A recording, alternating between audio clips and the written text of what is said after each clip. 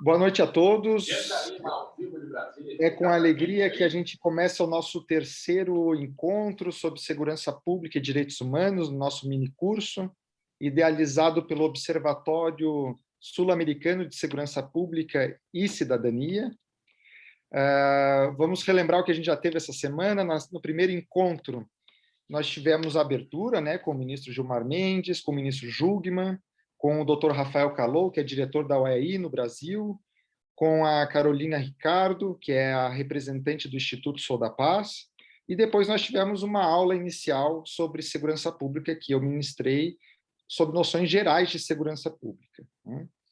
No segundo encontro, ontem, nós tivemos a aula da professora Thais Pertilli. Ela nos esclareceu muito sobre o universo do Sistema Internacional de Direitos Humanos e a relação desse universo com a segurança pública. E hoje, na nossa terceira aula, nós teremos o professor Marcelo Pertilli, para falar um pouco sobre esse falso antagonismo entre segurança pública e direitos humanos, que era um dos objetivos, é um dos objetivos do nosso minicurso. O professor Marcelo Pertilli, ele é doutorando e mestre em ciências criminais, ele é especialista em direito processual penal, especialista em direito público, ele é professor universitário, advogado, parecerista, e está aqui hoje para contribuir com essa discussão. Professor Marcelo, seja bem-vindo, e a palavra é toda sua. Tudo bem, Eduardo? Boa noite a todas, boa noite a todos. Me escutam bem, né? Vejo que tem bastante gente chegando aqui. De primeiro, quero fazer um agradecimento mais que especial, né, ao IDP, na pessoa do Eduardo, por ter, quando formatou a ideia, ter entrado em contato comigo, perguntando da disponibilidade para participar e da disponibilidade, inclusive, de falar um pouquinho sobre essas questões que tratam especificamente do sistema penal e o confronto ou o falso confronto que há, né, já adiantando aqui a nossa conclusão da aula de hoje, com as questões de direitos humanos. É um tema que é muito caro para mim, é um tema que eu tenho levado em consideração já faz algum tempo. É o tema são temas com os quais eu trabalho, inclusive, também na graduação. Eu sou aqui de Santa Catarina, assim como o Eduardo, né? Moro em Florianópolis e ministro aulas aqui na Universidade do Vale de Itajaí. E lá eu tenho as disciplinas de Direito Penal, Direito Penal 1, Teoria do Crime, e também a disciplina de Direitos Humanos. Então eu consigo fazer com acadêmicos, tanto de primeira fase quanto de nona, décima fase, algumas discussões sobre direitos humanos e também a questão penal. Quero também agradecer, né, o Observatório também e a parabenizar, né, pelas atividades que tem feito, o Instituto também Sou da Paz, que tem mostrado bastante interesse na discussão desses temas. E já adiantando, né, Eduardo, a própria ideia que a Constituição faz, inclusive, lá no seu artigo 144, dizendo que sim, a segurança pública é um dever do Estado, mas é direito e responsabilidade de todos nós, né? E a partir do momento em que temos essa responsabilidade enquanto sociedade civil no trato desses temas, eu acho que o que estamos fazendo aqui é à luz dessa expectativa constitucional, né? De que sim, devemos cobrar das autoridades que trabalham nos mais variados setores, como vou passar um pouquinho isso com vocês, de segurança pública, mas também nos organizarmos civilmente, né, em diversas frentes para que possamos debater esses temas em diversos contextos, né? Nesse sentido, há vários órgãos e organismos no Brasil que já tratam disso. Então, fazer parte dessa discussão aqui, eu acho que também cumpre, né, Eduardo, um pouquinho a nossa responsabilidade enquanto cidadão, sociedade civil organizada, para também comentar um pouco, botar a crítica e trazer ideias, né, sobre os contextos de segurança pública. Então, agradecimento a todos e um agradecimento especial ao Eduardo, que está aqui também hoje, gentilmente me recebendo, pessoa pela qual eu tenho muito carinho já há muitos anos, né? Temos aí uma década de companheirismo e amizade. Muito feliz por ter lembrado de mim também da Thais para participar do evento. Muito obrigado. Posso começar aqui, Eduardo? Então, eu vou fazer o compartilhamento do meu material. Então, deixa eu botar aqui. Conseguem ver aí, né? Então, tudo bem. Então tá, pessoal, para que a gente possa começar, eu quero conversar com vocês de maneira, é claro, né, há toda uma formalidade, porque há um expositor, né, e quando há um expositor, obviamente a gente tem que organizar as coisas, mas de modo que, se quiserem participar, eventualmente colocando questões no chat, ou eventualmente no final a gente pode fazer também uma troca de ideias, se houver tempo no fim, a gente faça a troca de ideias. E também, desde já, eu gostaria de deixar meu e-mail à disposição de vocês, tá? É Pertile, meu sobrenome que está ali, né? pertile@univale.br, a universidade aqui do Vale. Então, pertile@univale.br. Acabei não colocando aqui no slide inicial, devia ter colocado. Mas quem quiser depois entrar em contato para a gente debater algumas ideias ou algum ponto que possa ter ficado aberto, fique à vontade, tá bom? Bom, pessoal, hoje então eu trago para a gente a discussão, eu trago para vocês, aliás, a discussão sobre esse falso antagonismo, né? Essa falsa discussão sobre as questões de direitos humanos e as questões, então, da segurança pública. Deixa eu só passar aqui o slide, eu acho que agora vocês estão vendo aí, né? Passou também aqui o slide? Acho que agora vocês estão vendo assim, né? Então tá, vamos lá. Primeira coisa que eu acho importante que a gente fale, primeiro ponto que eu acho fundamental que a gente trabalhe, é justamente situar essa ideia de segurança pública para que eu possa dizer a vocês onde eu quero chegar, né? Segurança pública é um tema muito amplo, é um tema que trata de muitas questões. Então, situando a questão para vocês, e até que isso me parece pedagogicamente importante, né, e metodologicamente importante, para que eu possa dizer bem a vocês onde eu quero fechar, a gente vai trabalhar a ideia de segurança pública a partir de alguns conceitos do que seria essa segurança pública muito atrelada também a algumas ideias de ordem pública. Então, no contexto internacional, eu acho que a Thaís falou um pouquinho sobre isso com vocês também ontem, o Eduardo deve ter pincelado algumas questões também disso, o tema segurança é um tema recorrente nessas perspectivas liberais, né? E aqui, desde já, eu gostaria de deixar bem ratificado com vocês a ideia de como esses movimentos liberais são tão importantes para o contexto no qual nós vamos estabelecer a nossa discussão. E quando eu falo em contextos liberais, eu estou falando desse giro que o Ocidente dá a partir do século XVIII e delimita algumas formas de organização do Estado que vão, portanto, trazer à tona uma transformação gigante do que é política, do que é direito, do que é justiça, do que é indivíduo, do que é cidadão. Aliás, vai redefinir o próprio conceito de pessoa. Então, dentro disso, é preciso que a gente lembre que o tema segurança é visto sob essa perspectiva com alguns marcos históricos e com alguns marcos jurídicos muito importantes. Marcos jurídicos, eu coloco para vocês aqui com as declarações de direitos, né, da Virgínia, também da Filadélfia, que mais tarde vai dar origem à Constituição dos Estados Unidos. Talvez um dos marcos mais importantes para essa ideia de construção de direitos humanos que temos seja a Declaração Francesa de 1789, né? Depois a Convenção da Organização dos Estados Americanos, da OEA, e a ONU também, né? Claro, com a sua Declaração Universal aí já dos Direitos Humanos. De toda forma, nesses textos a gente pode encontrar algumas referências à ideia do direito a uma segurança, a uma ideia de segurança pessoal também, né? E dentro dessa realidade de tentar conceituar um pouquinho essa segurança como um dos direitos desses movimentos liberais, desses movimentos iluministas que geraram, portanto, essas noções que temos hoje, ou pelo menos as bases das noções que temos hoje desse Estado de Direito, a gente tem a nossa Constituição de 88 como marco fundamental, né? E um marco jurídico da maior importância, porque reestrutura institucionalmente e politicamente o Brasil. Quando eu falo em política aqui, eu estou falando basicamente polis ética, né? Em ética da comunidade, em ética da cidade, ética da polis. Portanto, ética enquanto um conjunto de comportamentos que vai nos levar ao atendimento de alguns objetivos, né? E a gente olha a nossa Constituição, a Constituição de 1988, e nós vamos encontrar lá na Constituição a segurança, lá no artigo 5º, que é o artigo dos direitos fundamentais, né? Assim, então, como essas declarações um pouco mais antigas de direito, desde o início do movimento liberal, elas também traziam a expressão segurança, a Constituição de 88 também vai trazer essa expressão segurança no seu artigo 5º, especialmente artigo 5º, e ele tem uma importância fundamental porque ele trata justamente dos direitos individuais, dos direitos do indivíduo.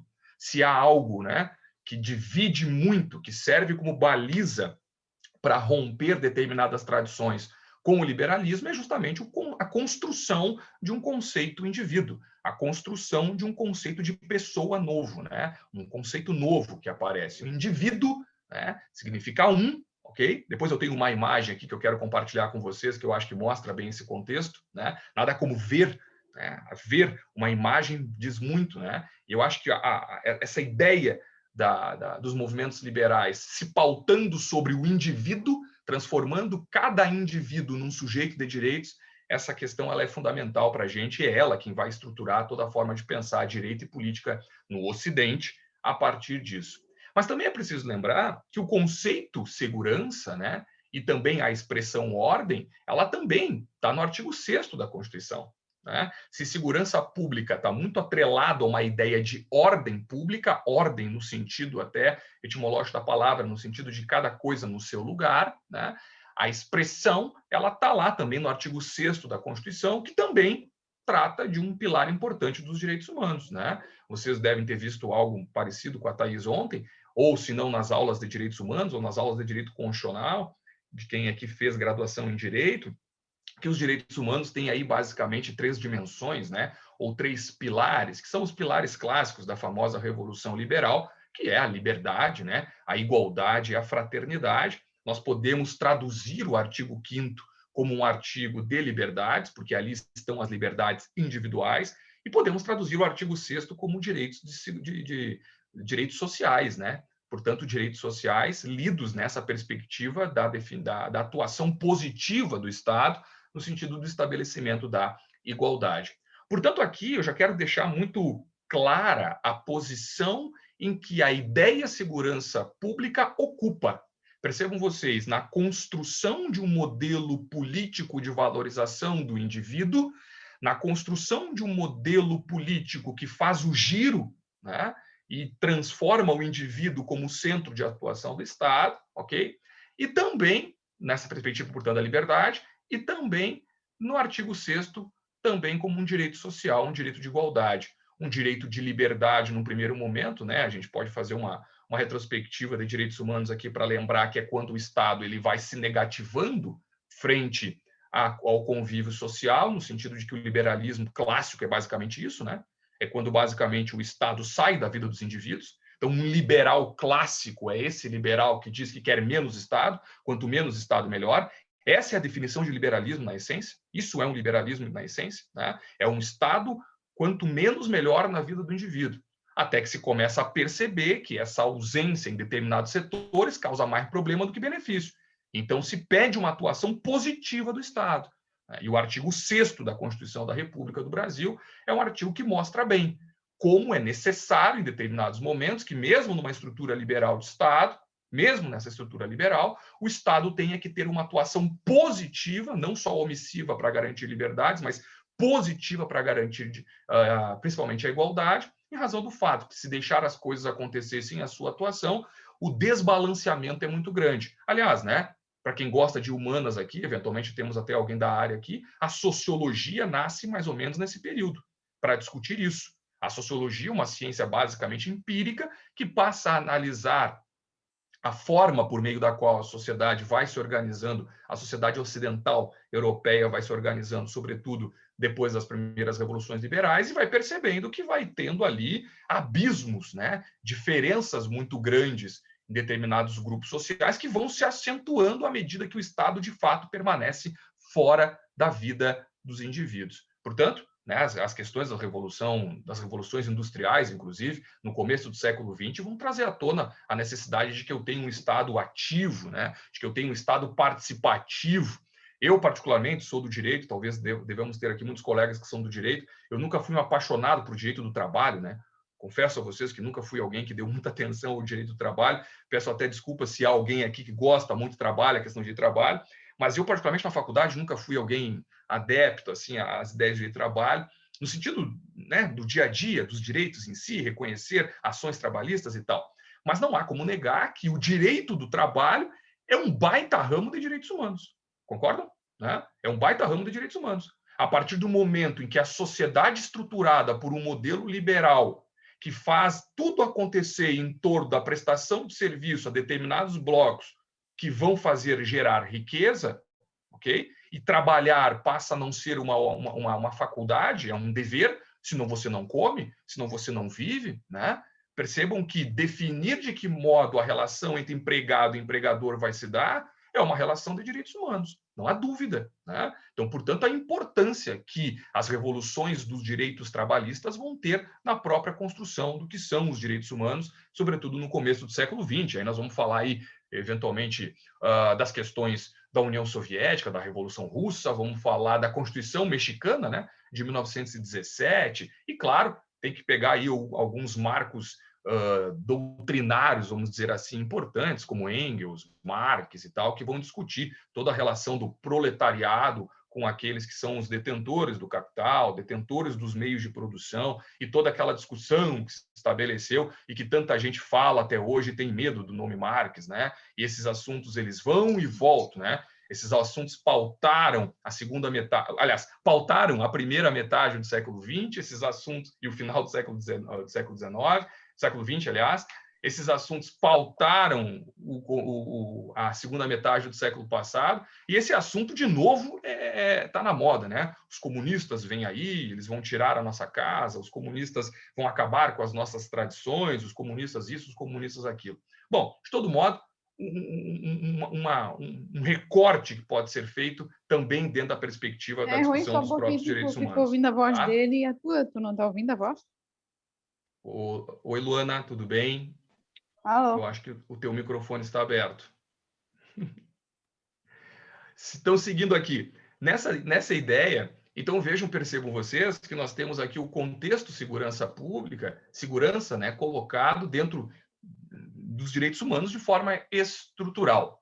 Mas o que eu quero começar a largar com vocês é a ideia de segurança pública, portanto, dentro de um Estado que vai se preocupar com os direitos do indivíduo, a segurança pública como uma área da própria ideia de política pública. E acho que esse é um grande ponto, tá? Que a gente pode começar a tratar para então fechar de fato onde eu quero chegar. Segurança pública é uma das áreas da política pública. Política pública enquanto o Estado em ação, né? Portanto, o Estado agindo, o Estado instrumentalizando as suas ideias, pondo em prática as suas ideias para o atingimento de determinados objetivos. Um dos objetivos de política pública é trabalhar com a ideia de segurança pública, né? Então vejam que segurança pública, eu acho muito importante a gente colocar essa questão, porque ela dá uma real dimensão de como o tema segurança pública é um tema largo, é um tema muito grande, é um tema muito complexo. E aqui vai a expressão complexa como algo que envolve muitos outros temas e muitos outros assuntos. Aquilo que é complexo, por definição, não é necessariamente difícil, né? Prolixo. O complexo é algo que envolve muita coisa. Portanto, para a compreensão do todo, eu preciso compreender os pequenos sistemas que vão se interagindo para um todo. E aqui eu posso até adiantar a vocês, eu acho que vocês concordam comigo nessa perspectiva, que o sistema, a ideia de segurança pública como política pública, portanto, é um sistema complexo, porque envolve muitos pequenos sistemas que vão interagir para a produção de algo maior, mas também é um sistema difícil. Vamos concordar. É um sistema que também se coloca com uma ideia de prolixo. É algo difícil de ser compreendido. E por quê? É muito difícil de ser compreendido em determinados contextos porque a gente tem que ir em muitas áreas e a gente muitas vezes não sabe de que maneira cada uma dessas áreas tem um estudo apropriado e como cada uma dessas áreas pode colaborar para uma ideia maior de segurança pública.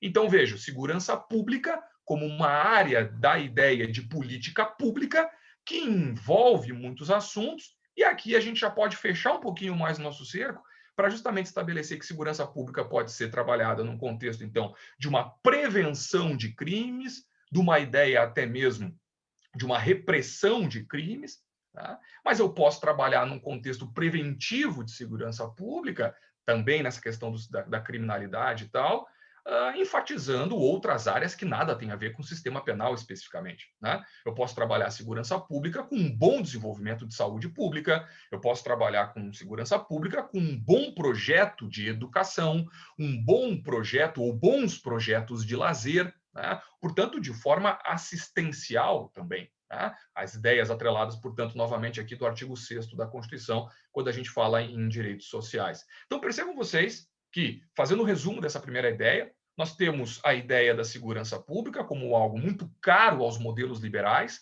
muito caro aos modelos frutos do iluminismo, que são modelos que, então, fazem o giro e tiram o centro de legitimidade de agir do rei ou do soberano e passam para uma ideia de legalidade, passam para uma ideia de indivíduo, né? Aqui nasce o indivíduo, o sujeito de direitos. Portanto, temos aqui desde o século XVIII, sobretudo no final do século XVIII, muitos marcos, as declarações que vão sempre colocar a ideia da segurança como um dos direitos importantes para fazer fruir essa ideia liberal, essa ideia, portanto, de um estado de liberdades, ok? Uma expressão muito atrelada à ideia de ordem pública, prevista na nossa Constituição, portanto, no artigo 5º como direito fundamental, no artigo 6º como direito social, segurança enquanto uma ideia de política pública, então, né? É algo que o Estado tem que se pôr em ação para instrumentalizar, e instrumentalizar em diversas frentes. Ele vai instrumentalizar especificamente no contexto criminal, ele vai instrumentalizar em contextos preventivos que muitas vezes refogem absolutamente uma ideia de agir estratégico direto, né? Da ideia do sistema penal, quando ele vai falar de saúde, educação, como a gente já colocou aqui, ok? Bom, segurança pública, então, dentro dessa perspectiva e atendendo um pouquinho do que a gente falava até na nossa introdução aqui, né?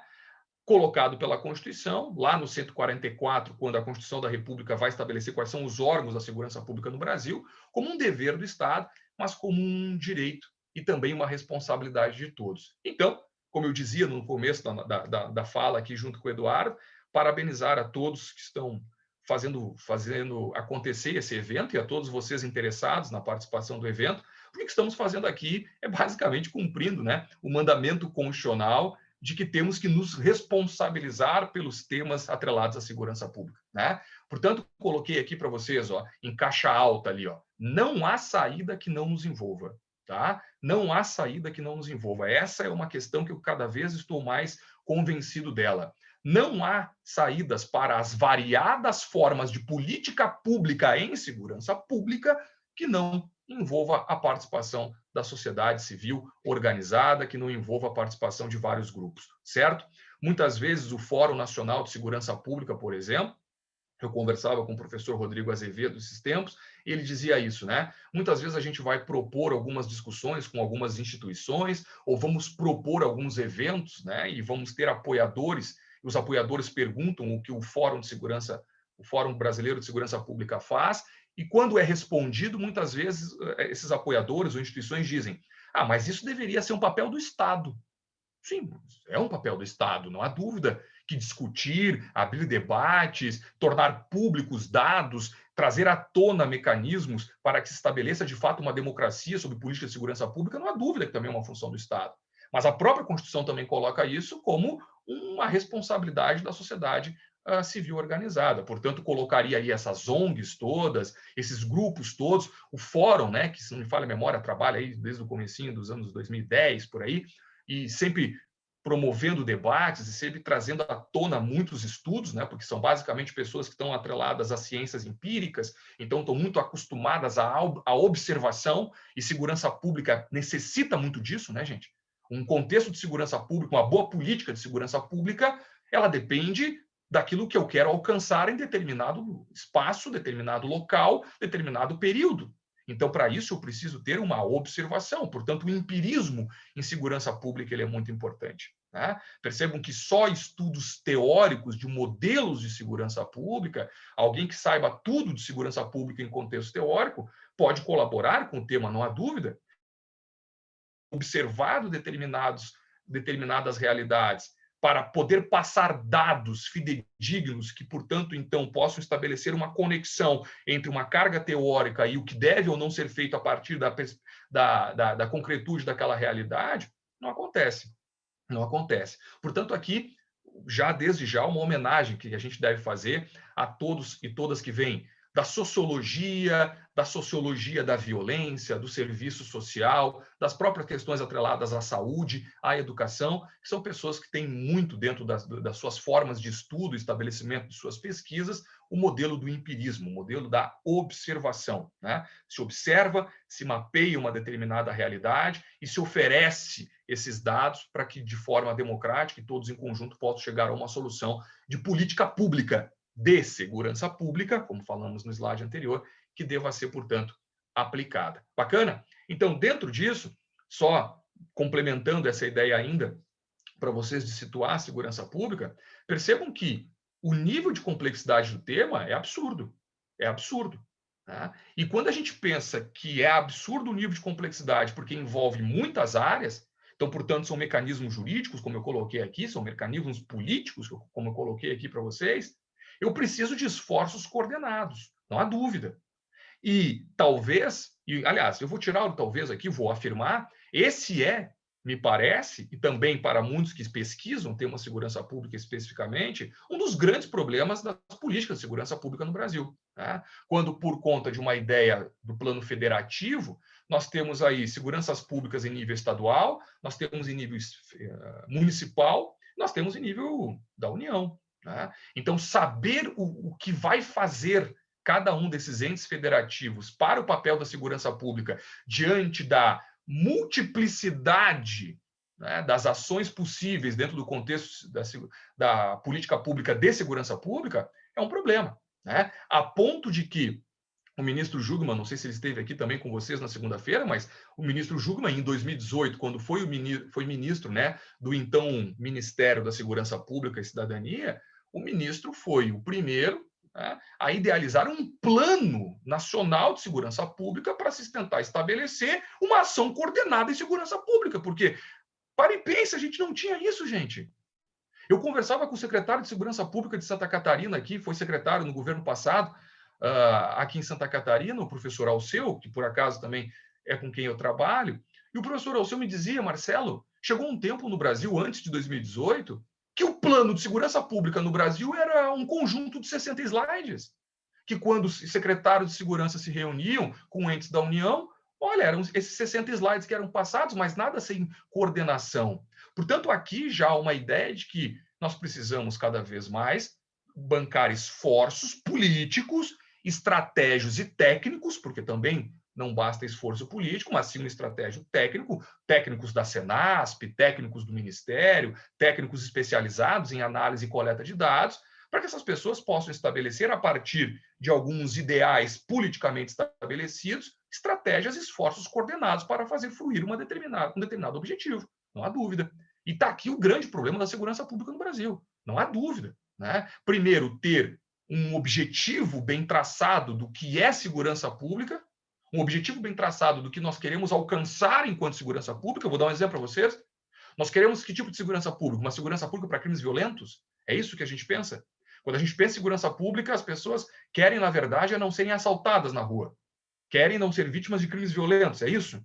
Então, vamos angariar esforços, mecanismos para acabar com a violência urbana. Então, já nem mais a segurança pública, é a violência urbana. É esse o nosso problema? Nós precisamos ter segurança pública num contexto de fronteiras, é isso? Para não deixar que entre material entorpecente, para que não deixe que entre armas, é isso? Pessoas que eventualmente estão fugitivas de outro país, ou que até não, mas que venham para cá sem que comprovem origem, ou o que vão fazer no nosso país.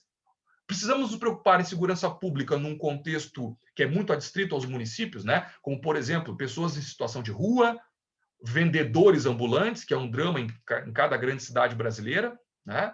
Precisamos nos preocupar com isso? O que é a segurança pública que nós queremos? Né? Que tipo de segurança pública? Compreende ou não segurança pública? Eu não sei na cidade de vocês, Brasília especificamente, ou outras cidades que eventualmente nos acompanham aqui, mas sobretudo antes da pandemia, e aqui em Florianópolis isso é bastante preocupante para as autoridades de segurança, grupos de jovens que se reúnem, né, que formam às vezes 500, 600, 700, 1.000, 1.500 pessoas numa sexta-feira à noite na rua. Professor, mas o que estão fazendo? Não, estão sendo jovens. Só isso. Né? Uma banda vai ali, a gurizada vai tomar uns tragos, vai escutar uma música, vai namorar, vai se encontrar com os amigos. Professor, onde é que está o problema nisso? Desde que o mundo é mundo, o jovem se reúne, gurizada. Esse não é o problema.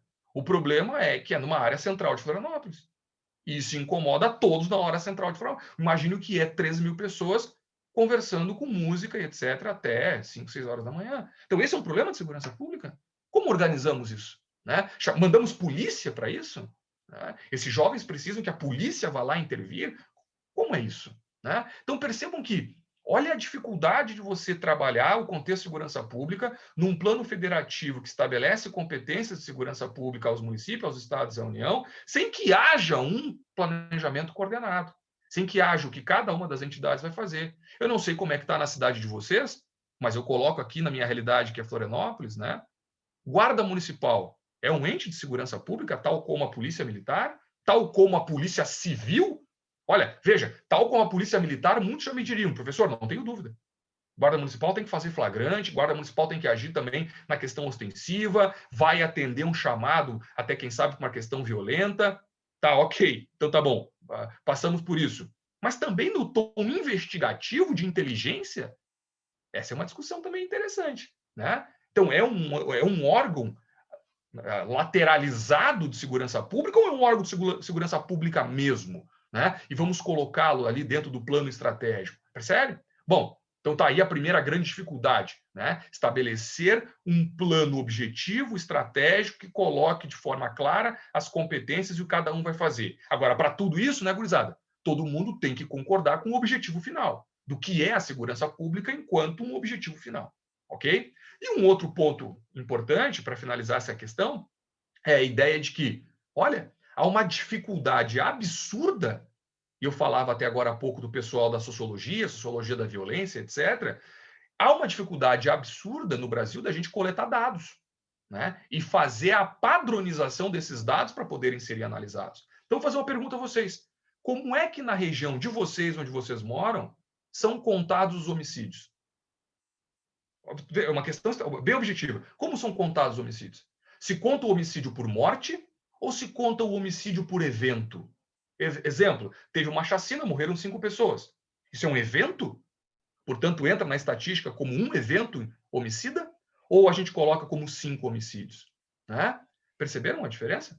Há lugares onde conta por evento, ok? Santa Catarina, por exemplo, estava registrando isso por morte. Então, veja, um evento, morreram 3 pessoas, se colocam 3 homicídios. E lembra que a taxa de homicídios a cada 100.000 pessoas é a taxa que serve como padrão para definir se uma cidade, um país, um estado é seguro ou não. Lembram disso, né? É o número de homicídios. Muitos hoje dizem que o Brasil está mais seguro porque tivemos um decréscimo da taxa de homicídios. Claro, homicídios comparado a 100.000 habitantes. E até agora todo mundo quer ser pai disso, né? Quem é o pai dessa ideia? Quem é o pai da redução dos homicídios no Brasil? Todo mundo quer para si o louro de ser o pai dessa redução de homicídios no Brasil. E o fato é, você pergunta para grandes especialistas em segurança pública, ninguém ainda consegue dizer, cravar por que houve essa redução. Aliás, se vocês viram, mas mês passado agora, nós tivemos a publicação dos novos dados, né? Até mesmo do sistema carcerário, que mostraram que a população carcerária no Brasil também reduziu.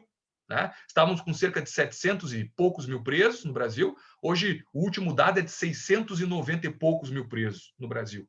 De modo que também os presos provisórios reduziram também no Brasil. Né? Então, esses dados têm que ser analisados, o porquê que isso aconteceu. Claro que as cautelares diversas da prisão também têm que ser levadas em consideração, também possa ser um bom mecanismo, né? Mas são olhares que têm que se estabelecer. Por isso aqui eu trago uma ideia. Os dados são muito importantes. Eu tenho que padronizar dados para poder trabalhar. Santa Catarina, eu dizia a vocês, por exemplo, é um estado que não conta por evento o homicídio, conta por pessoa morta. Mas Santa Catarina, no que diz respeito a roubo, por exemplo, conta por evento. Né? Então, um sujeito entra numa casa, rouba 5 pessoas, ou num bar rouba 10 pessoas, se cadastraria como, portanto, um roubo. Né? Um roubo. Tá, mas quando eu vou padronizar isso, a União, por exemplo, que é quem, né, deveria angariar esses dados num cadastro geral para a gente conseguir mapear que tipo de ação, até mesmo investimento público, né, vai ser feito em cada região. Como é que a União pode confiar num dado que vem com padrões diferentes? Como é que é Tocantins? Como é que é o Pará? Santa Catarina faz assim, mas Santa Catarina deveria fazer do outro jeito? Não deveria fazer assim? Então, esse é um ponto importante que eu acho que cada vez mais nós que pensamos o direito ou que pensamos as áreas das humanas ou que nos preocupamos com política de segurança pública temos também que dedicar atenção. Primeiro, estabelecimento de esforços coordenados. Precisamos sentar como uma sociedade organizada de fato para definir qual é o objetivo da segurança pública e aí, então, criar mecanismos para fazer fluir esse objetivo. E um dos pontos importantes é, obviamente, a padronização de dados. Agora, ao que me toca especificamente aqui com vocês, eu faço recorte da segurança pública enquanto uma área da política pública, especificamente na perspectiva da política criminal, né? Que é onde, basicamente, há um grande discurso de um contrassenso entre direitos humanos, portanto, e segurança pública. Veja, não há um discurso de contrassenso entre política de segurança pública na educação, que também é um baita mecanismo de segurança pública, como falamos aqui, né? Agora, só um parênteses aqui para vocês também. Eu gostaria até que mais tarde, eventualmente, se alguém tivesse uma posição sobre isso, também colaborasse comigo. Percebam que quando eu falo em educação, também tem que depender de qual educação, concordam? Né? O que educação formal por si só, da matemática, da geografia, da física, da química dá, é uma educação formal. Portanto, percebam, se não houver também uma educação para valores, esse sujeito que é altamente educado do ponto de vista da matemática, da geografia, da história, do português, da química, da física, da biologia, esse sujeito ele vai começar a perceber que não vale a pena matar por um tênis. Mas esse sujeito, se ele não tem valores, ele começa a pensar, pô, mas eu posso criar um app de celular ou um programa de computador, eu consigo fazer fraudes milionárias ou lavar dinheiro de uma forma muito mais eficiente, percebe? Então, veja, a criminalidade ela pode simplesmente migrar de uma área onde seria violenta para uma área de uma criminalidade um pouco mais intelectualizadas, vamos colocar assim. Portanto, esse também é um ponto aqui que eu deixo em aberto e deixo para que vocês possam pensar nisso também. Não é qualquer educação, é uma educação que tem que ser uma educação pautada em valores, ok? E me parece aqui que nós temos que colocar em ação, desde já, uma educação pautada em valores que esteja atrelada a um modo de direitos humanos, ok? E que vai, basicamente, se preocupar no modelo educacional com as variadas formas de liberdade do indivíduo, com os contextos de assistência social, no sentido da segurança do serviço do artigo 6º da Constituição, como os direitos sociais, e na perspectiva da própria solidariedade ou fraternidade da terceira dimensão. Né? Porque se eu não passo isso a quem está sendo educado, percebo que uma educação só do ponto de vista formal é uma educação que, ok, mas ela faz migrar a criminalidade. Né? Por que respeitar o direito de terceiro? Por que respeitar o dever de pagar imposto? Por quê? Vocês gostam de pagar imposto? Né? Por que vocês pagam imposto? Opa, dá para a gente estudar imposto, dá para a gente estudar sistema tributário, basicamente pelos olhares dos direitos humanos. Não dá? Claro que dá. Né? Por que eu pago imposto? Pelo meu dever de solidariedade. Né? Pelo meu pacto de solidariedade. Então, eu pago imposto pelo meu pacto de solidariedade. Também é uma exposição da fraternidade, né? A ideia de se pagar imposto, percebe? Bom, então veja que eu posso trabalhar direitos humanos nessas perspectivas de política pública, não necessariamente atrelada a uma ideia de crime. Mas quando isso é atrelado numa ideia de crime, eu estou falando de política criminal. Né? E aqui eu trouxe a vocês uma definição do professor Zaffaroni, que muitos de vocês devem conhecer, o professor argentino Raul Eugênio Zaffaroni, né? Um dos maiores... A gente tem essa mania, né? Um dos maiores penalistas da América Latina. Não! É um dos maiores penalistas do mundo, o professor Zaffaroni, ok? Agora, é claro, ele é muito famoso na América Latina e muito famoso no mundo por desenvolver um sistema funcionalista de direito penal que vai se preocupar com institutos e sistemas penais atrelados a uma realidade latino-americana. Isso é verdade, né? O que o professor Zaffaroni vai chamar aí de um funcionalismo reducionista, né?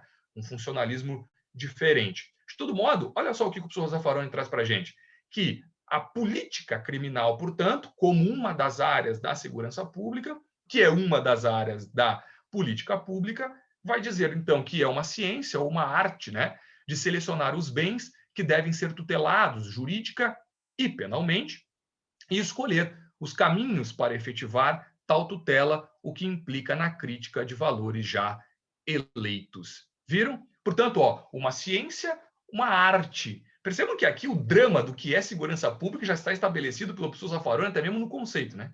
Percebam? É uma ciência? É um conjunto de práticas? É uma arte? O que é bem essa segurança pública? né? Então, vejam que a partir do momento que a gente coloca a necessidade de ter um plano estratégico, ou seja, um alinhamento de objetivos, a necessidade que a gente possa ter mecanismos de coleta de dados que sejam padronizados para que todo mundo possa usar e falar a mesma língua. Então a gente está tentando trazer metodologia, uma ideia de ciência.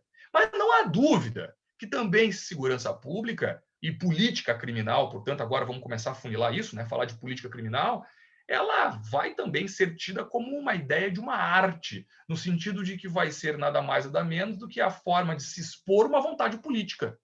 E uma vontade política aqui colocada a vocês como uma forma de ver o mundo, né? Percebam que, a depender da forma como um sujeito vê o mundo, ele tem ideias do que deveria ser a política criminal, falando agora só da questão da segurança pública enquanto política criminal, ele vai ter uma ideia do que seria melhor ser criminalizado, o que não deveria ser criminalizado, de que forma deveria agir as entidades de segurança, polícias, eu estou falando especificamente, e etc. Percebam também, então, que um dos dramas da segurança pública, especificamente da política criminal, é trabalhar nesse limbo, né?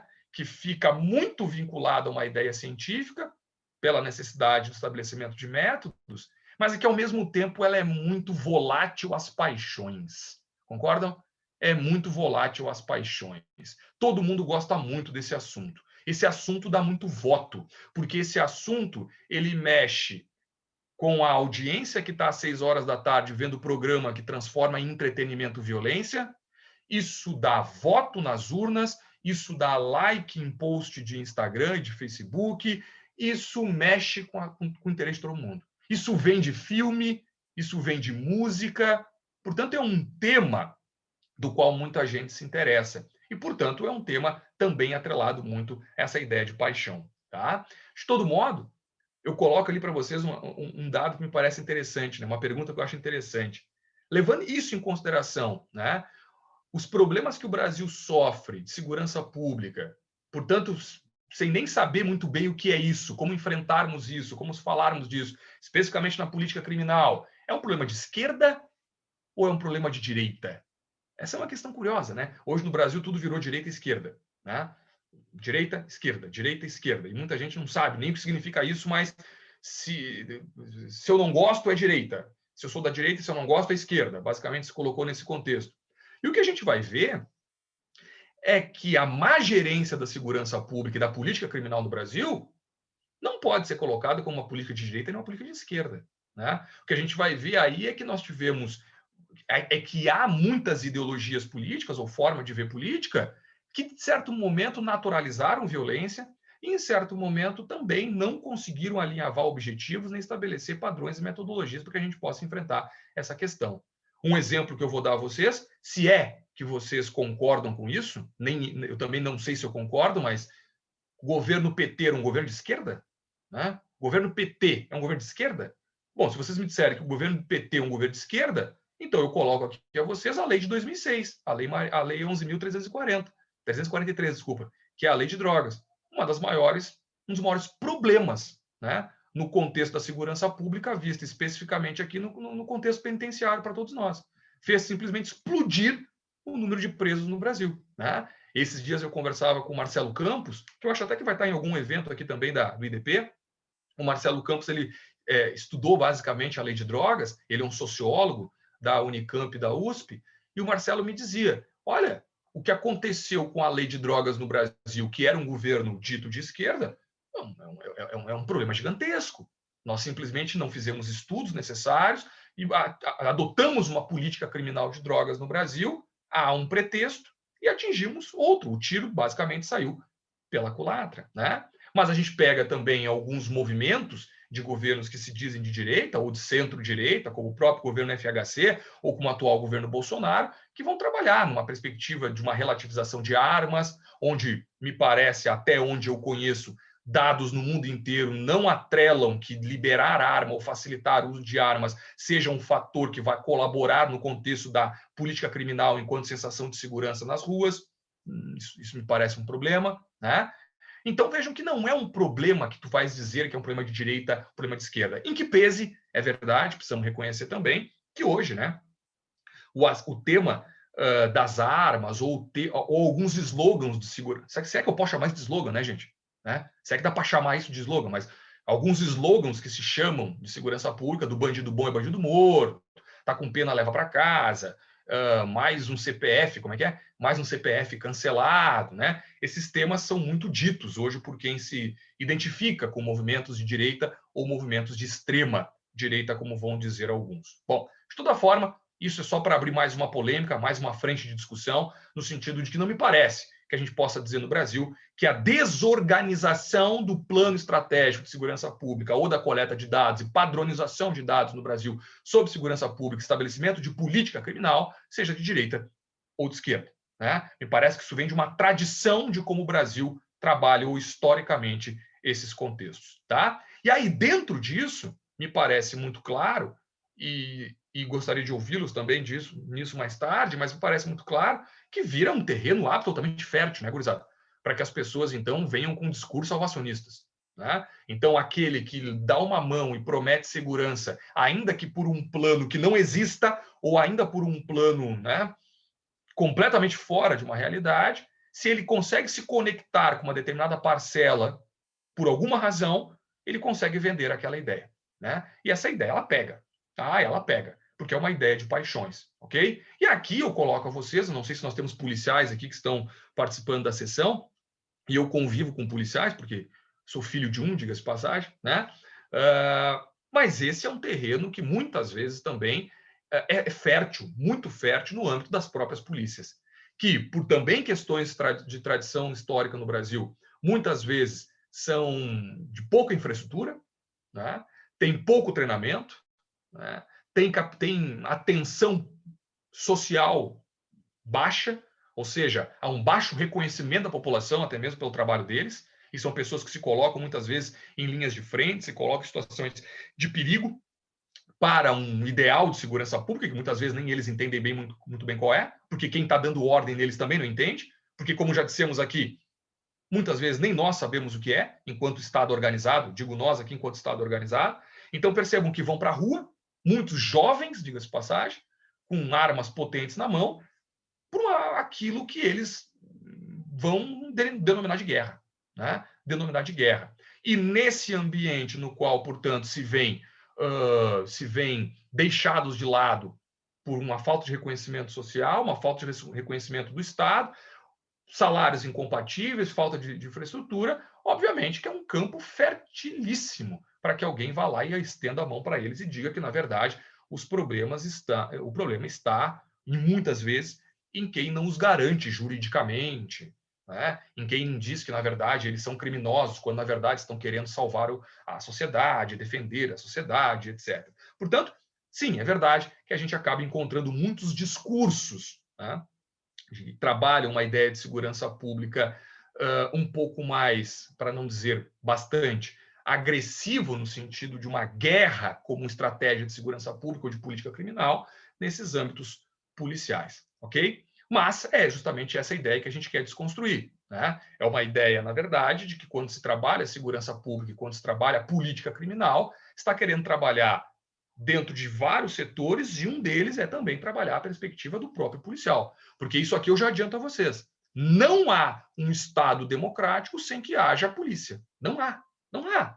Não há como fazer fruir uma ideia de democracia, uma ideia de liberalismo, sem que haja uma polícia. Mas uma polícia que esteja articulada para uma ideia de liberalismo, para uma ideia de democracia, para uma ideia de cidadania. Então, eu já deixo aberto uma pergunta para vocês que eu não vou responder. É uma pergunta que eu deixo aberto aqui para vocês. Acho até que vocês vão ter esse tema polícia amanhã, poderiam enfrentar melhor esse tema amanhã.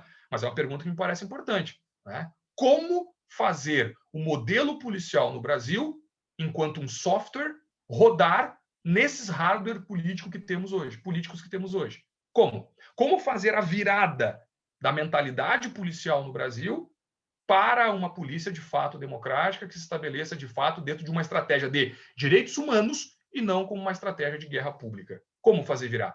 Né? Mostrando que, inclusive, isso para os próprios policiais significa automaticamente que eles tenham maior atenção do Estado, uma remuneração melhor, um treinamento melhor, maior proteção e, consequentemente, um reconhecimento de todos e todas maior. Como? Mas como fazer virar isso?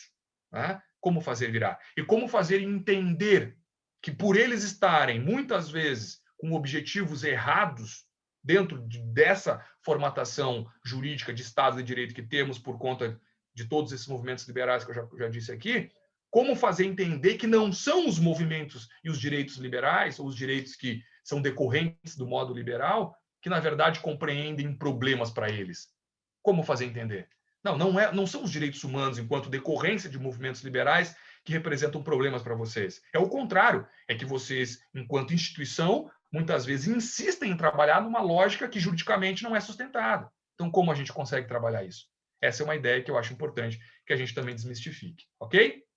Bom, de todo modo, a política criminal, enquanto questão de segurança pública, ela vai encontrar os seus limites, a legalidade, a culpabilidade, a humanidade, a intervenção mínima. Né? São princípios, vejam, que eu acabei de dizer aqui, moldados sob uma específica lógica de Estado de Direito, baseado em modelos liberais, baseado em modelos de direitos humanos. Então, quando a política criminal, por meio das suas instituições, percebe que a legalidade a limita, ela vai achar a legalidade ruim.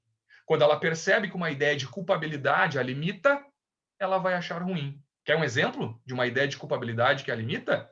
Vejam vocês. Quando eu digo que para um... Olha o que eu vou dizer. Quando eu digo um sujeito para ser condenado criminalmente, ele precisa de dolo ou culpa. Dolo ou culpa. Sem dolo ou sem culpa não tem responsabilidade criminal no Brasil. Ponto.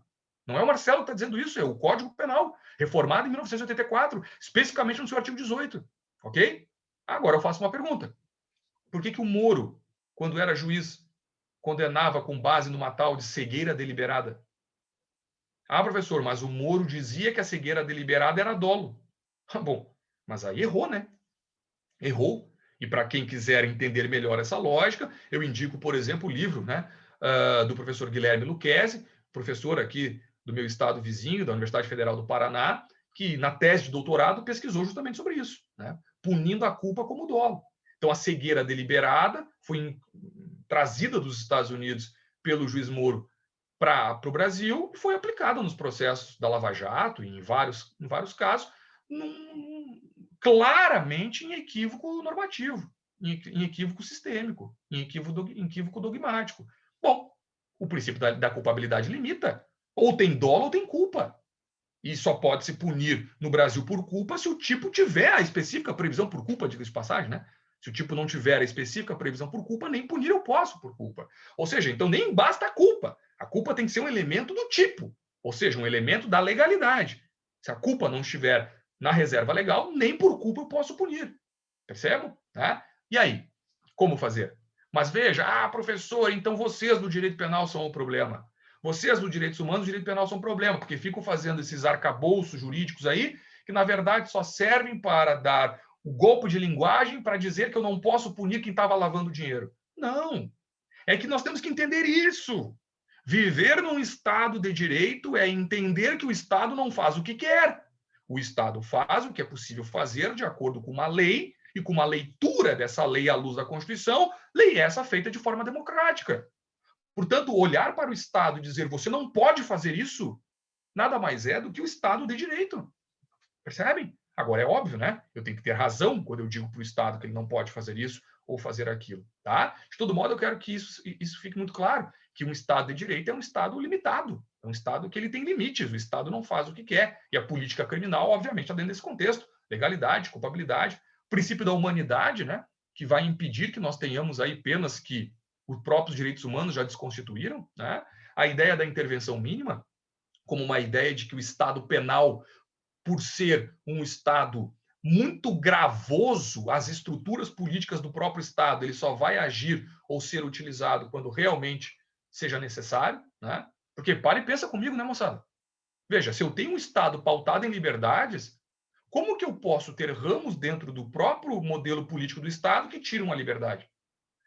Professor, tiro a liberdade quando a liberdade de determinados sujeitos colocar em risco a liberdade de outros.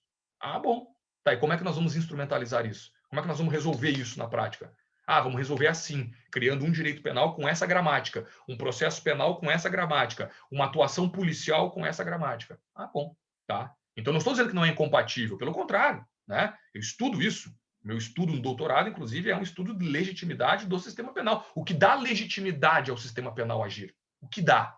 Percebe? Então, veja, se punir é um ato racional, se nós entendemos que punir é um ato racional, e esse é o modelo de Estado penal, né, que nós optamos, é um sistema de retribuição, eu retribuo um pouco do mal causado com um pouco de mal, ok, mas eu tenho que fazer isso de uma forma racionalizada, dentro, né, dessa estrutura que escolhemos, eu tenho que racionalizar, ok? Certo? Bom, alguns exemplos que eu coloquei aqui, quando, na verdade, essas políticas criminais, elas erram e elas trazem problemas, e quando uma política criminal erra, ela pode ser muito, mas muito danosa, né? E aqui eu dei exemplo para você de Jacarezinho, quando a própria polícia civil, que não é uma polícia sequer ostensiva, agiu no Rio de Janeiro e provocou o que provocou, morrendo inclusive o policial. Então, com todo respeito, mas não dá para dizer que nós tivemos sucesso ali. Um policial morreu também. Né? Então, uma polícia investigativa que trabalha com base em investigação, deflagra uma operação onde morrem 20 e poucas pessoas, 20 altas pessoas, né? Percebam que não, alguma coisa deu muito errado. Né? Paraisópolis, em São Paulo, quando os jovens estavam, por exemplo, num baile funk, né? E então sofreram uma intervenção policial com jovens também assassinados, né? O assassinato daquele carro, o assassinato do motorista daquele carro no Rio de Janeiro, que foi assassinado por mais de 70 tiros, né? Por um membro do Exército Brasileiro. Né? Então, vejam, são erros e equívocos de estratégias de segurança pública, especificamente na política criminal, especificamente aqui nós estamos falando de um contexto policial, que obviamente tem, né, impactos muito grandes. Mas como a gente não sabe muito bem ao que serve a segurança pública, como em determinado contexto a gente não sabe muito menos o que é a política criminal, e como a gente também está meio cheio do saco de não poder andar com o celular na mão, parece que nós vamos naturalizando algumas formas de violência. Né? Então, isso já não nos diz mais muita coisa. A ponto de que, por exemplo, nesse caso do assassinato do pai da família lá que estava naquele carro, indo para um chá de bebê, se não me falha a memória, no Rio de Janeiro, quando foram alvejados por cerca de 80 tiros por equívoco, por engano, vejam que esse fato, muita gente falou na mídia, quem estuda esse tema se preocupou com ele, mas nós tivemos o ministro da Justiça falando sobre isso? Nós tivemos o presidente da República falando sobre isso? Não, porque para algumas pessoas há uma noção de que, olha, para enfrentar a segurança pública como nós achamos que deve ser enfrentada, algumas mortes vão ser necessárias. Eventualmente até morte de inocentes. Ponto. Mas essa é uma política pública que nós queremos enquanto democracia? É isso que nós queremos? Né? Nós queremos ver a segurança pública, a política criminal estabelecida nesse contexto das polícias, por exemplo, em cima de uma lógica de guerra? É isso que a gente quer? É isso? Não, veja, não estou dizendo que está errado aqui agora, ok? Estou colocando em forma de questão a vocês. É isso que nós queremos? Então tá, é isso aí? Vamos lá? Mas isso cabe dentro de uma estrutura de política criminal limitada por legalidade, culpabilidade, humanidade, intervenção mínima? Ah, bom. Aí a coisa fica em descompasso em determinados contextos, tá? Bom, de todo modo, esse era basicamente o ponto que eu queria colocar a vocês e eu quero só encerrar aqui já fazendo o giro com vocês para encaminhar o meu fim. Segurança pública, então, com uma ideia que vem do contexto política pública. Política pública, o que é? Lembra? Política pública enquanto Estado em ação, né? O Estado se colocando em ação para fazer fruir os seus objetivos éticos. Polis ética. Ok. A segurança pública, então, vinda daí. Como específica situação de segurança pública, a gente vai ter a política criminal. Lembrando que segurança pública é muito maior do que isso. Né? Mas nós vamos ter a política criminal. Dentro da política criminal agora, eu quero falar a vocês especificamente de como ela se dá, ou como esse antagonismo contra os direitos humanos, em relação aos direitos humanos, se estabelece no contexto legal do direito penal e do seu processo. Ok? Então, aqui me parece que reside uma ideia grande do antagonismo. Para isso, entender, quando a gente fala de ciências criminais, a gente vai visualizar muitos dos setores que trabalham com essa política criminal. Ok? E aí, essas três perguntas não são minhas, né? Elas fazem parte de uma forma de se apresentar a ideia de ciências criminais, mas a gente consegue trabalhar a partir dessas três perguntas. Vejam, segurança pública enquanto política criminal dentro dessa ideia, então, de um Estado que vai agir no controle, na prevenção, na punição da criminalidade, com base, então, nas ideias que envolvem as ciências criminais, que podem ser, portanto, diagnosticadas sob 3 perguntas. A primeira é o que punir, a segunda, como punir, e a terceira, quem punir. Né? Então, vejam que o que punir vai ser estabelecido pelo direito penal. O direito penal no Brasil vai se preocupar com uma gramática sobre um conceito teórico de crime, né? Isso a gente faz lá na teoria do crime, e também com o estabelecimento na parte especial do Código e nas legislações sobre o que punir. Então, o que vamos punir? Né? O que vamos punir? Então, uma pergunta que eu gostaria que todos pensassem. Né? Aqui eu vejo, aqui a Natália está por aqui, é quem estou vendo aqui, tá, Natália? Por isso que eu te citei, Natália Menezes. Mas veja, uma pergunta a gente pode fazer, né, Natália? A Natália pode se preocupar com isso. Domingo ou meio-dia, alguém na mesa de almoço de vocês, da família reunida, vai dizer: isso é absurdo, isso deveria ser crime. Alguém vai dizer: não, isso não deveria ser crime. Bom, mas qual é o padrão? Para que eu resolva se algo passará pela ideia de política criminal do direito penal para ser trabalhada como crime ou não, qual é o padrão? Essa é uma questão. Então, portanto, o direito penal se preocupa com isso. Como punir? Bom, como punir é uma ideia do processo, né? O processo vai estabelecer mecanismos para que a gente defina, então, como vamos punir. Quem punir? Bom, quem punir é uma pergunta que a criminologia vai trabalhar, né? A criminologia vai tentar responder se em determinados contextos nós temos pessoas que são preferidas pelo sistema penal. Vocês acham que tem? Vocês acham que há uma determinada parcela social que é preferida pelo sistema penal? O sistema penal, de repente, olha e diz assim, como é que eu faço para botar essas pessoas na cadeia? Esse grupo específico. Olha, talvez se você criminalizar o que eles fazem, você tem uma desculpa para colocá-los na cadeia. Opa, será que isso acontece? Essa é uma pergunta interessante. A criminologia vai te dizer que, em muitos contextos, sim. A criminologia vai dizer que o sistema penal gosta de uma determinada parcela de pessoas, de um determinado grupo social. Mas isso a criminologia vai tentar responder. Portanto, direito penal, processo e uma ideia de criminologia, uma ideia de sociologia da violência aí sendo trabalhada dentro da pergunta do quem punir. Portanto, o que punir, como punir, quem punir. Ok? De todo modo, vamos fazer um recorte maior e vamos ficar aqui só dentro do direito penal e do processo. O que punir, como punir. Né? Portanto, aqui a gente tem que esses 2 mecanismos eles vão se estabelecer diante do quê? Das lógicas que eu falava até agora do Estado de Direito. Das lógicas do Estado de Direito. O que isso quer dizer para nós? O Estado de Direito, voltando um pouquinho à fita para que a gente possa então fazer a intersecção agora, ele vai nos dizer que Estado de Direito é um Estado limitado pela lei. O Estado não faz o que quer. O Estado tira a sua legitimidade das autorizações que são dadas pela lei. Ô, professor, mas antes dos modelos liberais que o senhor citava aqui, antes dos modelos iluministas, a gente também tinha estados limitados por lei, ou pelo menos que tinham leis. Essa é uma questão interessante, né? Estados soberanos também tinham leis. O problema é que as leis eram feitas pelos soberanos.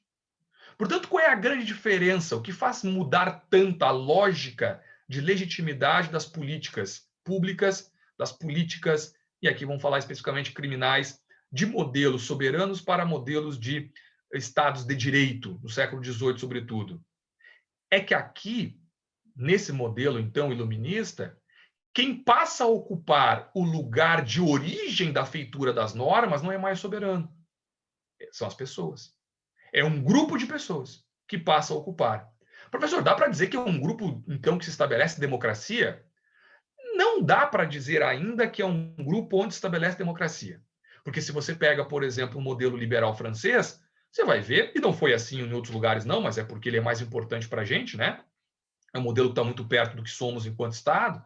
O modelo liberal francês vai colocar como legitimados para definir o que é ou que são os limites do Estado os burgueses, que vão fazer processos de exclusão de outros grupos, como os vassalos, como as mulheres, enfim, outros grupos. Então, portanto, também não se pode sair por aí dizendo, nossa, foi só virar o modelo absoluto, foi só virar o modelo dos reis para o modelo de Estado de Direito no século XVIII com os liberalismos que tudo se fez. Não, claro que não. Né? Mas aqui há um dado importante.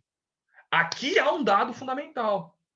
Que o Estado passa a ser limitado. O Estado penal, o Estado criminal, que é o contorno que estamos fazendo agora. O Estado penal, o Estado criminal passa a ser limitado. Limitado pelo quê? Pela lei. Lei feita pelo, olha, se não pelo povo de forma democrática, mas já por algumas parcelas de pessoas que começam a ter uma posição mais ativa na definição dos rumos políticos do Estado. Até porque, né, o contexto liberdade, que é o marco central da Revolução de 1789, ele pauta-se pela liberdade, que não é só a liberdade de ir e vir, mas também uma liberdade participativa, né? Uma liberdade de participação, que alguns vão falar de liberdade política, né? Liberdade política. Então vejam que, ao mesmo tempo em que a gente vai ter outros problemas sendo despertados com os modelos liberais, com os modelos de Estado de Direito, porque se antes você tinha aí, né, um autoritarismo dos reis, agora vão dizer que agora nós temos um autoritarismo das leis, né? Um autoritarismo das leis, autoritarismo do legislador. Então agora quer dizer que o legislador ele manda. Então, portanto, a gente só trocou quem manda, é isso? Se você não tiver um modelo realmente democrático, sim. Né? Quer dizer, então, que quem estava excluído lá pode continuar excluído aqui. Okay? E talvez até pior, né? E talvez até pior, concordam? Porque no modelo, vejam, que é imbricado numa ideia religiosa, né? Numa ideia religiosa, vejam, o direito natural vai dizer que o vassalo tem direito a ser um bom vassalo. Isso quer dizer que seu patrão tem o dever de dar condições a ele. Quando vem o modelo liberal, os burgueses olham para os seus vassalos e dizem o quê? Olha, vocês são livres para fazer o que quiserem. Tá, ok, mas a gente não sabe fazer nada a não ser trabalhar aqui para o senhor. Ok, então vocês ficam trabalhando aqui para mim. Só que agora é o seguinte, eu só dou comida, abrigo, se vocês trabalharem e produzirem tanto. Do contrário, não. Opa, então quer dizer que, vejam, né? É verdade que os direitos humanos meio que decorrem dos direitos naturais, mas não são a mesma coisa, lógico que não. Mas percebam que há uma decorrência aqui, né? Porque mais tarde os direitos humanos vão dizer, não, espera aí, mas tem que dar atenção para essa pessoa também. Então não é porque agora todos são livres que a gente não tem que se preocupar com aquelas pessoas que estão lá naquela ponta. Não, peraí. Também temos que nos preocupar com aquelas pessoas. Só que agora quem vai se preocupar é o Estado, né? Portanto, olha que interessante, né? O Estado de Direito, ele vai transformar as aspirações do indivíduo em compromissos políticos. Essa expressão eu gosto muito, né? Em compromissos políticos. As aspirações populares em compromisso político. Agora, quem eram esses populares que estavam determinando as leis? Bom, essa é uma outra discussão. Mas, de todo modo, o ponto que me parece fundamental aqui para a gente há a imposição de limites. Limites de atuação. Não se pode mais fazer o que quer. O Estado está limitado pela lei. Bacana? Isso para o direito penal é fundamental, porque agora eu preciso ter padrões para criminalizar. E eu preciso ter padrões para agir no processo de criminalização. Não posso mais fazer da minha cabeça. O crime não é mais o pecado. O pecado ficou para trás. O pecado que era motivado por uma ideia divina, inexplicável, a razão, o pecado está em outra lógica. Agora, nesse Estado liberal, eu preciso pôr na lei de forma racionalizada, sem que a ideia religiosa por si só determine as coisas. A metafísica foi embora. Eu preciso que vocês me expliquem por que subtrair este copo vai ser crime. Por que se justifica pegar uma pessoa e colocá-la numa cadeia, ou quem sabe até decapitá-la, por conta do fato dela ter levado esse copo embora. Por quê? Eu preciso que vocês me digam por quê. Precisa dizer? Bom, é dentro desse contexto que começa a se estabelecer uma gramática penal. E, obviamente, uma gramática de processo penal. E, portanto, então, o agir da política criminal começa a ser limitado. Tá, professor, mas qual é o padrão que vai limitar isso? O padrão é o indivíduo. Sai o pecado, entra o indivíduo. Sai a vontade dos reis atrelada aos religiosos, entra o indivíduo. Pronto. E há a possibilidade de fruir as liberdades. Portanto, agora, vamos lá. Esse é um ponto importante da exposição. Professor, sai o padrão metafísico da religiosidade, do pecado. Antes o pecado era crime. Aliás, nunca se perguntaram sobre a Inquisição? Professor, mas por que se matavam por que se matava na Inquisição? Por que se pegavam aquelas pessoas e queimavam os hereges? Que absurdo isso a Igreja Católica fazia.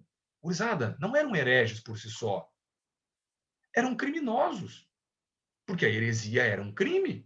O crime e o pecado estavam imbricados. Entendem essa ideia?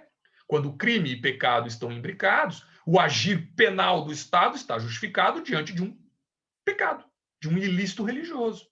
Quando há laicização, a secularização, e os reis resolvem se separar dos religiosos, e os religiosos e reis saem de dentro do Estado, percebam vocês, então, que agora eu preciso racionalizar a coisa. E o padrão, né, a ideia gravitacional que vai orientar, portanto, todas as políticas de limitação do Estado são outras.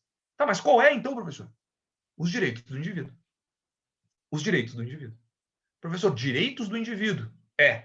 E a isso nós vamos dar o nome de dignidade. Dignidade humana. Viram? A dignidade humana como um conjunto de ideias que pode ser traduzida num contexto jurídico a partir da ideia de que o ser humano, o indivíduo, deve ter condições para poder ser o melhor que o seu potencial lhe autoriza. E que ele possa exercer as suas liberdades. Ponto. Aí aparece, aí aparece uma lógica de pensar direito que vai olhar e vai dizer, então peraí. A lógica agora é que a lei e a limitação do Estado se dê a partir da possibilidade do indivíduo exercer a sua dignidade. Dignidade atrelada à ideia de liberdades, autonomia e autodeterminação. Isso. Entendi. Então, deixa eu dizer para vocês uma coisa. A gente pode discutir uma ideia de um humanismo jurídico aqui. Humanismo jurídico? Que é isso? Claro!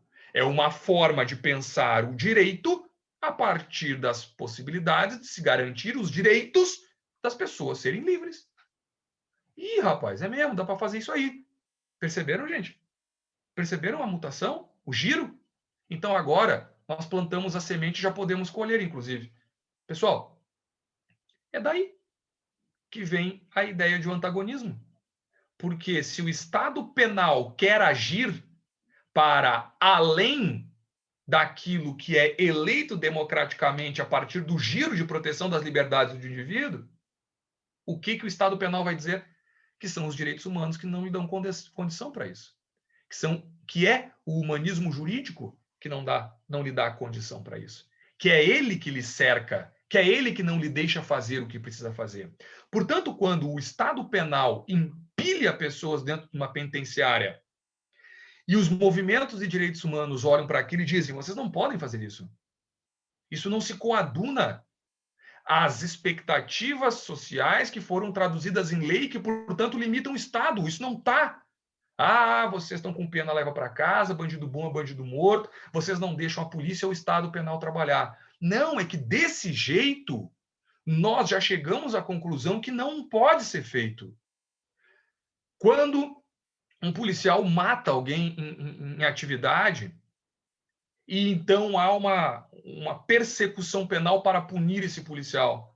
Não, vocês têm que perceber que o Estado penal, o policial, muitas vezes, está muito preocupado, com pouca estrutura, com não sei o quê, com medo. Tá, mas espera aí. Mas ainda é o Estado penal. Não se há possibilidade de agir dessa forma, disparando 80 tiros contra um carro e matando aquela pessoa, dentro de uma lógica pautada nessa expectativa que criamos. Isso está errado? Mas veja bem, então, percebam que o sistema ele vai se colocando num antagonismo, por quê? Porque a partir do momento em que nós, dos direitos humanos, exercemos a fiscalização das normas e das políticas criminais, para além das normas, né? Portanto, do agir das políticas criminais, nas polícias, por exemplo, no Ministério Público, na magistratura, que não estão coadunadas por essa expectativa de direitos humanos, se levanta o braço e se diz, não, mas está errado, não pode ser assim. Isso está passando do limite. Isso não pode ser assim. O Estado não poderia. Mas está com pena, leva para casa. Né? Fazendo um parênteses aqui, um argumento que é muito utilizado dentro do direito penal. Mas vocês adoram muito falar dos direitos humanos do preso, mas não falam dos direitos humanos da vítima. Já pararam para pensar nessa frase? Né? Quem aqui estudou direito penal, estuda direito penal, já deve ter visto isso. Quem não é do direito especificamente, eu tenho uma notícia para lhe dar. O direito penal, o direito processual penal, tal como estruturado por esse modelo retributivo que já é de séculos, não é o lugar da vítima. É uma relação que se estabelece com o Estado contra o indivíduo. Professor, eu não concordo. Eu acho que a vítima tem que ser inserida dentro do sistema penal para que haja também a satisfação do seu direito. E aí, então, os mecanismos de direito da política criminal também se preocupem com ela. Olha, eu acho bem interessante. Mas não nessa estrutura retributivista que você muitas vezes também quer. Que quem faça o mal, suporte o mal. Portanto, é por isso que tem muita gente hoje no Brasil e no mundo estudando a tal da justiça restaurativa. Já pararam de pensar nisso? Que é quando se faz o giro, né? Na ideia de, não, o Estado não vai ser retributivo. O Estado vai ser restaurativo. Né? Gente, vocês já pararam para pensar quem aqui advoga no crime, quem já advogou, ou quem já viu de perto o sistema de justiça penal funcionando? Vocês já viram que o réu, muitas vezes, ele sequer vê a vítima depois do crime? Vocês já pararam para pensar que ele sequer para refletir sobre o mal que ele fez a alguém? Ou o drama que causou a alguém?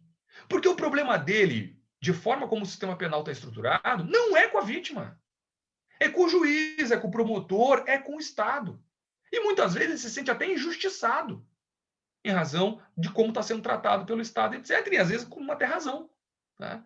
Por quê? É um modelo que escolheu não inserir a vítima. É um modelo de retribuição. Claro, agora, portanto, a gente precisaria fazer um parênteses aqui, estudar a história do direito penal, para saber em que exato momento o Estado usurpa o lugar da vítima e ele traz para si, né, a legitimidade para resolver os conflitos sociais. Isso data do século XIII, diga-se de passagem, ok? Tá? Mas é o modelo que nós escolhemos. É um modelo de retribuição. Está dando certo? Eu, particularmente, acho que ele tem vários problemas. Eu acho que os espaços de negociação devem surgir dentro do processo penal para a gente conseguir instalar práticas restaurativas cada vez mais. Né? Eu, por acaso, sou a favor do tal do acordo de não persecução penal, que o Ministério Público agora, pelo pacote anticrime, está podendo propor, que é quando, então, se estabelecerá espaços de negociação maiores dentro do processo penal e tal, né?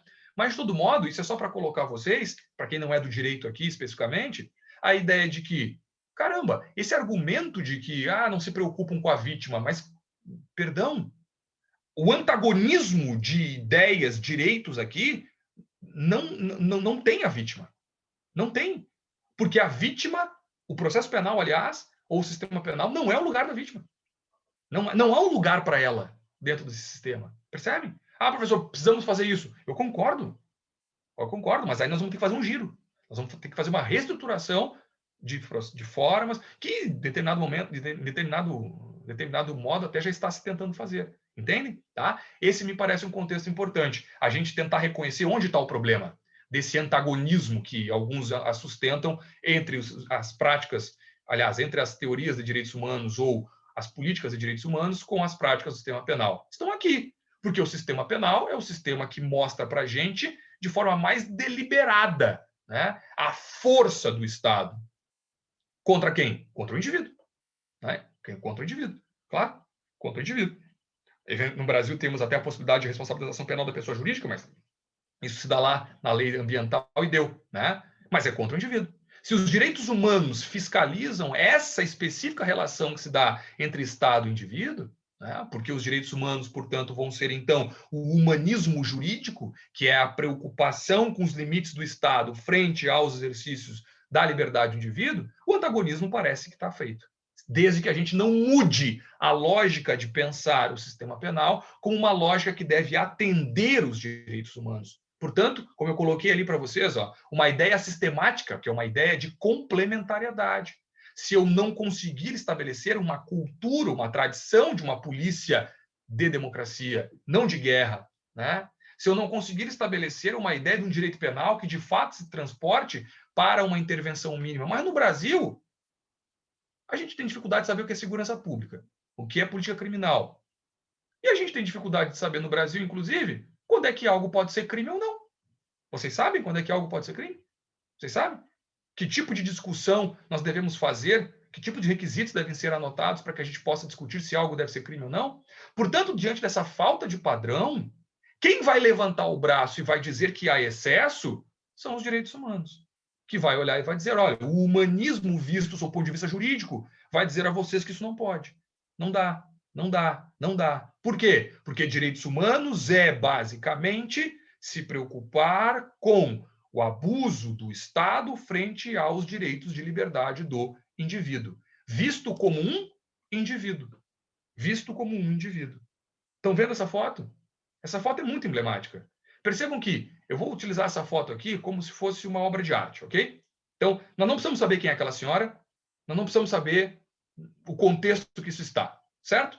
Não precisamos. Eu não sei se a senhora está com razão, eu não sei o que ela está dizendo, para que talvez aqui alguém de vocês vai lembrar dessa foto. Essa foto foi tirada numa manifestação de professores do Rio de Janeiro há alguns anos, tá? Mas vejam, essa foto mostra bem o que é uma ideia de individualismo. Conseguem perceber, gente? Essa foto é a foto emblemática do que é o modelo liberal baseado numa ideia individual. Quem está do lado direito? Uma pessoa. Uma. E é muito emblemático que seja uma mulher, vocês concordam? É muito emblemático, né? Porque ela já traduz uma ideia de novos direitos, de legitimidade do poder de fala para um grupo que não foi o grupo contemplado quando tudo isso nasceu. Mulheres. Rapaz, ela está de salto, inclusive. Olha ali, conseguem perceber? Um salto baixo, mas ela está de salto. Ela não tem nenhum instrumento nas mãos, ela tem a palavra.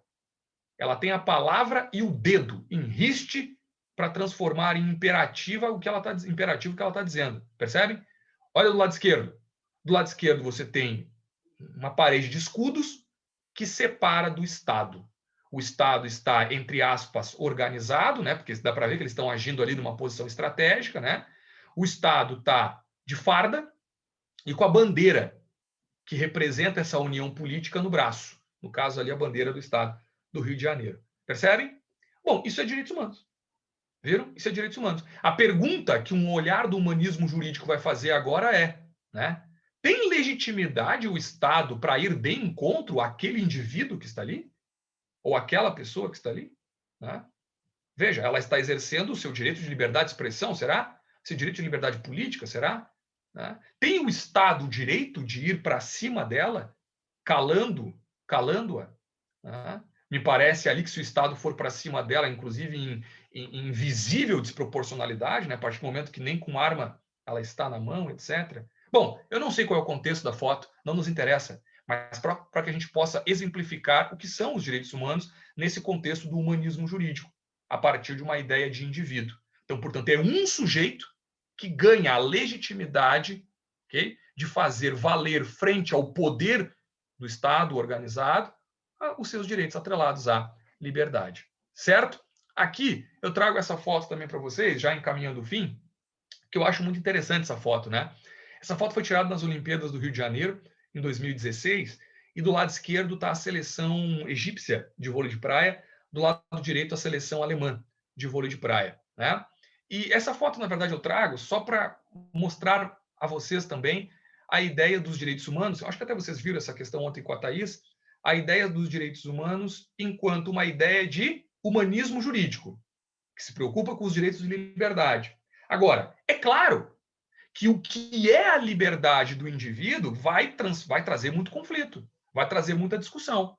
E muita discussão e muito conflito que vem, obviamente, da forma cultural e tradicional de se ver o mundo. Percebam que aqui nós temos duas mulheres, de novo, né, que representam essa questão de um novo direito, tá, que não é o clássico do movimento, quando tudo começa, né, e que, pelas vestes que usam, né, mostram que vem o mundo para alguns contextos de forma muito diferente. Como respeitá-las, ambas? Essa é uma pergunta interessante. Né? Como universalizar direitos humanos, no sentido de direitos de liberdade do humano, sabendo que eu tenho dentro do mesmo país, muitas vezes, muitas discussões morais, inclusive, que vão fazer com que os olhos sobre direitos humanos mude ou não mude. Eu vou transformar essa pergunta numa pergunta para nós aqui, já que estamos falando muito de sistema penal a partir de ideia de política criminal. Quem é o bandido? Né? Quem é o bandido? Essa é uma pergunta interessante. A partir dessa foto, a gente consegue perceber que os direitos humanos, eles, então, vão definir de forma diferente a determinados padrões culturais o que é a ideia de liberdade. Né? Portanto, vejam que a gente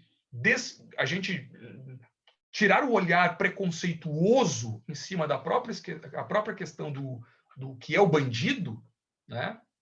É algo que vai de encontro, portanto, contra, né, a algumas construções históricas, algumas construções de tradição no Brasil, que vem por conta da escravidão, que vem por conta do sexismo, que vem por conta do racismo, do classismo, são chamadas violências estruturais, para que a gente possa estabelecer um sistema de direitos humanos que, mesmo reconhecendo diferenças culturais, como, por exemplo, na foto, né, a gente consiga dar direitos iguais, ou pelo menos trabalhar em contextos que estejam cada vez menos eivados, né, pelos preconceitos. Tá? Essa é uma questão interessante. E para finalizar, para vocês aqui, eu sempre trago nas minhas falas essa parte dessa fala do escritor Mia Couto, que é um escritor africano, que é de Moçambique, e ele, para quem quiser depois, tem um vídeo dele no YouTube, na conferência do Estoril sobre segurança pública, tá? Segurança pública. Conferência do Estoril 2011. Quem quiser depois vá lá no YouTube e coloque. São 7 minutos. E o escritor Mia Couto, que já teve a oportunidade de ler outros contos de Mia Couto, outras crônicas dele, quem não teve depois vai atrás, mas essa aqui é muito interessante, que ela chama Murar o Medo. Ele leva esse conto dele para uma discussão sobre segurança pública, né? E ele vai falando de como os medos vão sendo criados a partir de preconceitos, e por conta desses medos é que estratégias de segurança pública, de política criminal, vão sendo criadas, né? E ele diz: há muros que separam nações, há muros que dividem pobres e ricos, mas não há hoje no mundo muro que separe os que têm medo dos que não têm medo. Sob as mesmas nuvens cinzentas vivemos todos nós, do sul e do norte, do ocidente e do oriente. Citarei aqui Eduardo Galeano acerca disso, que é o medo global, e dizer: os que trabalham têm medo de perder o trabalho. Os que não trabalham têm medo de nunca encontrar trabalho. Quando não têm medo da fome, têm medo da comida. Os civis têm medo dos militares. Os militares têm medo de que falte armas. E as armas têm medo da falta de guerras. E completo Mia Couto, né? E se calhar, acrescento eu, há quem tenha medo que o medo acabe. Portanto, eu acho que esse conto do Mia Couto, ele, né, coloca bem o lugar para a gente da ideia do medo e quanto o medo ele se conecta com a ideia de política pública, vamos afunilar segurança pública, vamos afunilar política pública, vamos afunilar como se conecta com a ideia do agir do direito penal, do processo, que são os mecanismos mais fortes de política criminal nesse contexto. Tá bom? Não sei se eu consegui passar uma ideia para vocês, eu espero que sim. É muita coisa, é um tema pelo qual eu gosto muito, é um tema pelo qual sou apaixonado. Deixei meu e-mail para vocês no começo, pertile, com 2 L's e @univale.br. Quem quiser entrar em contato depois, ficarei à disposição e fique à vontade. Quero mais uma vez agradecer a atenção, a paciência de todos e todas por terem me ouvido. Eu não estou com o chat aberto aqui, então não sei se tem algo que foi compartilhado. Quero mais uma vez agradecer o IDP, a Emily, que me recebeu aqui no começo, que eu vejo que está aqui ainda, e também o Eduardo, que está de volta. Obrigado a todos e todas. Boa noite, professor. Muito obrigado aí pelas suas sábias palavras aí nessa noite, no nosso terceiro encontro. E queria dizer que eu estou muito feliz porque a gente conseguiu manter uma audiência de 90 pessoas aí, de 90 a 100 pessoas durante essa 1h30. Isso eu acho que é um grande feito. Parabéns, professor. É difícil alguém que consegue prender essa atenção do início ao fim. E a gente percebe como você é apaixonado pelo tema, porque envolve realmente a gente na aula. E também fiquei contente porque eu estava acompanhando o chat e foi das 3 aulas até o momento a mais movimentada. Eu imaginei que seria, porque também é o tema mais polêmico, né? Vamos ser sinceros. É o tema mais polêmico. Então, tiveram algumas perguntas não respondidas, tiveram alguns comentários, algumas discussões um pouquinho mais acaloradas, mas eu acho que isso é um ponto positivo aí para o nosso curso, que é justamente sensibilizar e promover esse debate. Eu acho que a intenção é justamente essa. Então, professor, muito obrigado, eu te agradeço muito. Eduardo, se possível depois, eu gostaria muito de ter acesso aos comentários com os autores das questões, sobretudo os autores, né, das questões, para que eu possa depois respondê-los ou contextualizar o ponto, se eventualmente tenha ficado em aberto. Acho que isso é muito importante. Assim como é importante que a gente faça os debates, também é importante que as pessoas que estejam participando dos debates, e os debatedores, claro, né, estejam conectados sob uma mesma lógica, né? Se eventualmente eu disse algo que foi visto, pensado sob uma outra lógica, isso precisa ser esclarecido. Tá bom? Mas fico 100% à disposição. Repete o seu e-mail, por favor, que o pessoal está cobrando. Pertile, com 2 L's e E, né, que é meu nome, @univale.br. univale.br. Perfeito. Ó, Pertile está ali. Muito obrigado, professor. E aí eu faço um agradecimento especial, não só porque conheço toda a sua trajetória acadêmica, a qual eu admiro muito, mas porque você é meu amigo pessoal também, de muitos anos. Muito obrigado. E é isso, pessoal. Agradeço a todos que acompanharam até o fim e convido também para a aula de amanhã, que está imperdível. Amanhã é com o professor Franklin Epifânio, ele é tenente-coronel da Polícia Militar do Mato Grosso, e ele vai falar sobre a cultura da violência e o ensino de direitos humanos nas corporações policiais. Então, também é um tema bastante quente e é bom ver essa visão de dentro da corporação, né, a visão de um policial. Então, convido a todos a nos acompanharem amanhã também, tá bom? É isso aí. Boa noite. Boa noite Obrigado a todos e novamente, todas. professor. Um abraço, gente.